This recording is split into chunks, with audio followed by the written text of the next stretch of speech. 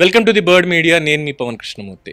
సాధారణంగా ఒక పుస్తకానికి, ఒక సినిమాకి, ఏదో ఒక సిరీస్కి ఏదైనా సరే మొదటి భాగం, తర్వాతి భాగం, క్లైమాక్స్ ఇలా ఉంటాయి చూసారా? అలాగా ఈరోజు నా వర్క్కి సంబంధించి చూస్తే 3 భాగాల కింద కూడా తీసుకోవాలి.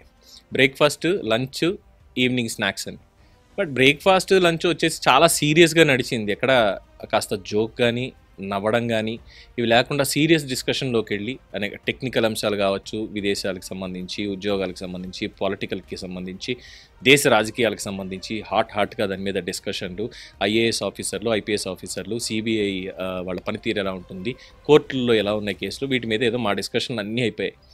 బట్ బ్రేక్ఫాస్ట్ అండ్ లంచ్ తర్వాత ఈవినింగ్ స్నాక్స్ దగ్గరికి వచ్చేసరికి మాత్రం హ్యాపీగా నవరసాలతో కూడినటువంటి, నవ్వు తెప్పించేటువంటివి, కాస్త రిలాక్సేషన్గా ఉండేటువంటి వార్తలు నాకు కంటపడుతూ వస్తున్నాయి.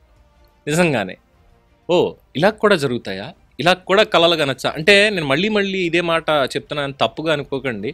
అబ్దుల్ కలాం గారు కలలు కనమన్నారు. డ్రీమ్ బిగ్, కలలు కనండి, వాటిని సాకారం చేసుకోండి అన్నారు.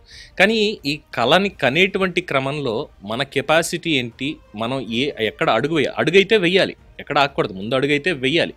వేస్తూ నెక్స్ట్ అడుగు వేయడానికి ప్రిపరేషన్ ఎలా ఉండాలి, అలా ఒక్కొక్క అడుగు ముందుకు ఎలా వెళ్తూ ఉండాలి, ఇది ఆయన చెప్పినటువంటి ప్రాసెస్ ఆమోదయోగ్యమైనటువంటిది. కానీ ప్రపంచ శాంతి దూత, ప్రపంచ శాంతి పార్టీ అధ్యక్షుడైనటువంటి పీస్ ఫౌండేషన్ కేఏ పాల్ గారు, అంటే ఆంధ్ర ప్రజలు చక్కగా తెలుగులో మనం పిలుచుకునేది పాల్మాయ్య గారు. పాల్మాయ్య ఇవాళ చెప్పినటువంటి ఇంకొక కోరిక, అంటే మొన్న మధ్య కూడా చెప్పారు నాకు నోబెల్ ప్రైజ్ ఇవ్వాలి అని. అంటే డొనాల్డ్ ట్రంప్కి ఇజ్రాయెల్ వాళ్ళు ప్రతిపాదన చేసినట్టు యుద్ధాలన్నీ ఆపేశాడు కాబట్టి ఆయనకి నోబెల్ ప్రైజ్ ఎలా ఇవ్వాలో పాల్మాయ్కి కూడా నోబెల్ ప్రైజ్ ఇవ్వాలి, నోబెల్ శాంతి బహుమతి ఆయనకి ఇవ్వాలి అని. అంటే ఒక రకంగా చెప్పాలంటే ట్రంప్తో పోలిస్తే పాల్మాయ్కి ఇవ్వచ్చు. ఇదేం ట్రోలింగ్ కాదండి, నేను నా మనసులో మాట చెప్తున్నాను. నిజంగా ఆయనకి ఇవ్వచ్చు. ఎందుకంటే ఆయనకున్నటువంటి ఒక స్టేచర్ 120 దేశాల ప్రధానులతోటో, అధ్యక్షులు, వీళ్ళందరితోటి ఆయన ఒక సమ్మిట్ని నిర్వహించారు, మాట్లాడారు. అలాగే వాళ్ళందరితో ఉన్నటువంటి సత్సంబంధాలు, American president, Britain president, Australian president, ఇలా చెప్పుకుంటూ పోతే అందరితోటి, రాష్ట్రాల ముఖ్యమంత్రులు, వీళ్ళందరితోటి కూడా ఆయన ప్రార్థనా సమావేశాలు నిర్వహించారు, ప్రపంచ శాంతి కోసం పనిచేశారు. అలాగే ఎన్నో దేశాల్లో పేద పిల్లల కోసం విద్య, వైద్యం, ఇలాంటి ఫెసిలిటీస్, ఇలాంటివి ఎన్నో ఆయన చేశారు. అలాగే విపత్తులు వచ్చినప్పుడు కూడా ఎంతో చారిటీ ఆయన చేయడం అనేది అప్పట్లో జరిగింది. సరే, అదంతా గత వైభవం. బట్ తర్వాత జరిగినటువంటి విషయాల్లో మరి ఎక్కడ తేడా కొట్టింది ఏంటో తెలియదు. ఆయన ప్రవర్తన తీరు, ఆయన మాట్లాడేటువంటి మాటలు, ఇవన్నీ కూడా కాస్త కాంట్రవర్షియల్ అవుతూ ఉండడం. కాంట్రవర్సీ అనే బదులు కామెడీ అయిపోతుందని చాలామంది మాట్లాడారు. ఇప్పుడు కూడా అలాగే ఉంది ఆయన మాట తీరు. ఎక్కడ కూడా ఆయన ఎంత పని చేస్తున్నారు. ఇటీవల యూఎస్ వెళ్ళారు, అక్కడ సమ్మిట్లు ఏవో నిర్వహించారన్నారు, అదంతా చాలా బాగుంది. మళ్ళీ back to form KA Paul గారు చాలా చక్కగా మళ్ళీ గతంలో ఉన్నట్టే ఆయన పరిస్థితి మెరుగుపడుతోంది. ఇదివరకు ఇట్లా ట్రోలింగ్ మెటీరియల్ అవ్వట్లేదు అని భావించినంత లోపే ఎక్కడో ఒక చోట మళ్ళీ ఇంకోటి వేయడం.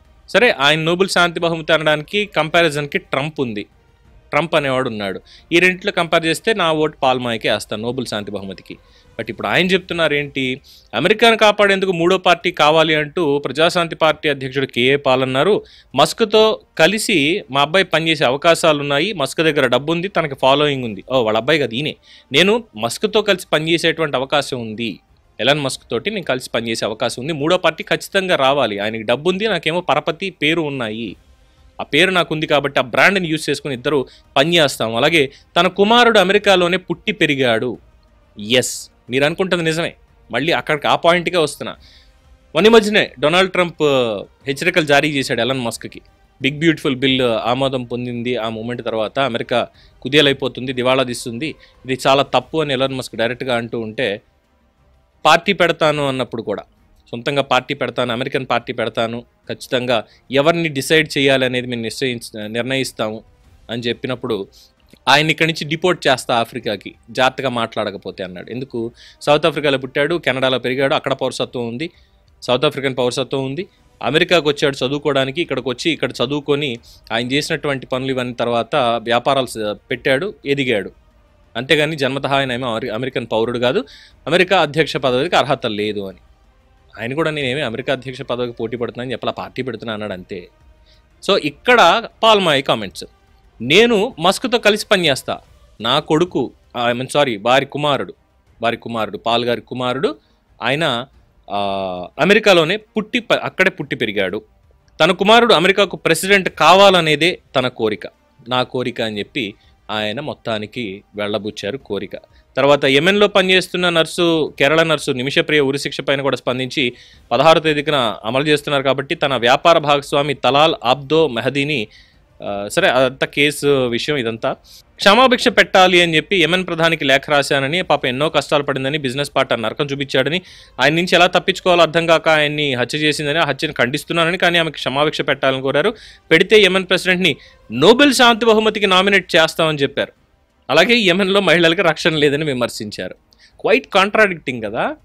యెమెన్లో మహిళలకు రక్షణ లేదు, కానీ నిమిషప్రియ గనక క్షమాభిక్ష పెడితే ఈయన్ని కూడా నోబెల్ శాంతి బహుమతికి సిఫార్సు చేస్తారట. అంటే నోబెల్ ప్రైజ్ అనేది ఎలా అయిపోయిందంటే కాఫీ ప్లాట్ఫామ్ మీద ఈ టైప్లో అయిపోయింది. ఏం చెప్పాలి నాకు అసలు. ఇగో ఈ వార్తలే చెప్పాను కదా, క్లైమాక్స్కి వచ్చేసరికి ఎలా ఉంది అనేది ఈ వార్తలే. సో ఇలా జరిగింది మొత్తానికి. పాల్మాయ్కి నోబెల్ ప్రైజు, పాల్మాయ్ కొడుక్కి అమెరికా ప్రెసిడెంట్. ఇచ్చేద్దారేటి, ఏటంటారు? మీ అభిప్రాయాన్ని కామెంట్స్ రూపంలో తెలియజేయండి. చూస్తూనే ఉండండి ది బర్డ్ మీడియా. ఈ వీడియో కనుక మీకు నచ్చినట్టయితే లైక్ చేయండి, షేర్ చేయండి, సబ్స్క్రైబ్ చేయండి. అలాగే పక్కనే ఉన్న బెల్ ఐకాన్ని క్లిక్ చేయండి.